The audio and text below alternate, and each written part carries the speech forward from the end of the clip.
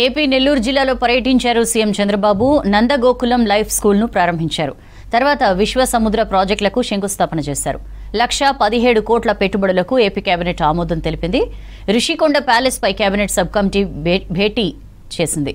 త్వరలోనే భవనాల వినియోగంపై ప్రభుత్వానికి కమిటీ సిఫార్సులు అందించనుంది. మాజీ సీఎం జగన్ అవగాహన లేకుండా ప్రభుత్వ కార్యక్రమాలపై రాద్ధాంతం చేస్తున్నారని ఫైర్ అయ్యారు నేతలు.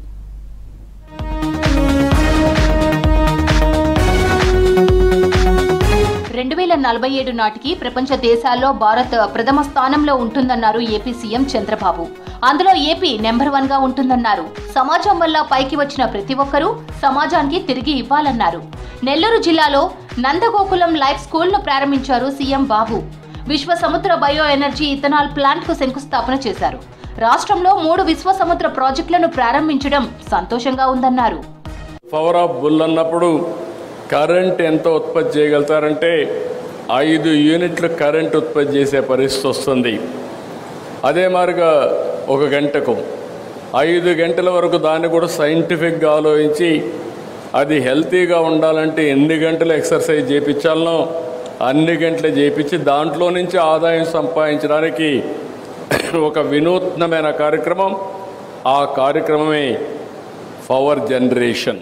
అమరావతిలో సీఎం చంద్రబాబు అధ్యక్షతన కేబినెట్ భేటీ జరిగింది. ఎస్ఐపిబి పర్యాటక అభివృద్ధి కోసం పెట్టుబడులు, అమరావతిలో 212 కోట్లతో రాజ్భవన్ నిర్మాణం, గూగుల్ డేటా సెంటర్ కు భూ కేటాయింపులు వంటి పలు కీలక నిర్ణయాలకు కేబినెట్ ఆమోదం తెలిపింది. ఈ భేటీలో మంత్రులకు పలు సూచనలు చేశారు చంద్రబాబు. మంత్రులు తమ శాఖలో జరుగుతున్న అభివృద్ధిపై ప్రజలకు అవగాహన పెంచాలన్నారు. విద్యుత్ శాఖపై సీఎం అసంతృప్తి వ్యక్తం చేశారు. విద్యుత్ టారిఫ్ తగ్గింపుపై సరిగ్గా ప్రచారం చేయలేకపోయామన్నారు. అలాగే మెడికల్ కళాశాలల నిర్మాణం, మోదీ టూర్ పై మంత్రివర్గ సమావేశంలో చర్చించారు బాబు. మొత్తం 1,17 కోట్ల పెట్టుబడులకు ఏపీ కేబినెట్ ఆమోదం తెలిపిందన్నారు మంత్రి పార్థసారథి. విజయనగరంలో పంప్డ్ స్టోరేజ్ ప్రాజెక్టుకు, ఓర్వకల్లులో రిలయన్స్ కన్స్యూమర్ ప్రాజెక్ట్, పర్యాటక ప్రాంతాల్లో స్టార్ హోటళ్ల నిర్మాణ ప్రతిపాదనలకు కేబినెట్ ఆమోదించిందన్నారు. శ్రీశైలం ఆలయాన్ని పెద్ద ఎత్తున అభివృద్ధి చేయాలని నిర్ణయించిందన్నారు. అభివృద్ధి సంక్షేమానికి ప్రాధాన్యతనిస్తూ ప్రభుత్వం నిర్ణయాలు తీసుకుందని తెలిపారు. 83 కోట్ల పెట్టుబడి, 126 రూములు కలిగిన స్టార్ హోటల్ నిర్మాణం చేస్తానికి ముందుకొచ్చారు. దీని ద్వారా 300 మందికి ఉద్యోగ అవకాశాలు కూడా లభిస్తాయని చెప్పేసి మనం చేస్తాను. అదేవిధంగా southern globe hotels and resorts అమరావతిలో 177 కోట్ల పెట్టుబడితో 150 రూములు కలిగిన స్టార్ హోటల్ని ఏర్పాటు చేయడానికి ప్రతిపాదన వచ్చింది.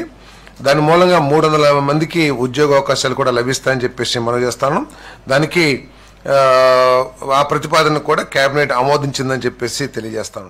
విశాఖపట్నంలోని రుషికొండ ప్యాలెస్ పై కేబినెట్ సబ్ కమిటీ భేటీ అయింది. రుషికొండలో ఖాళీగా ఉన్న భవనాలను సరైన విధంగా వినియోగించే మార్గాలపై కమిటీ చర్చించింది. భవనాలను ప్రజలకు ఉపయోగపడే విధంగా వినియోగించే అంశంపై చర్చించింది. దీనిపై త్వరలోనే ప్రభుత్వానికి సిఫార్సులు అందించనుంది కమిటీ.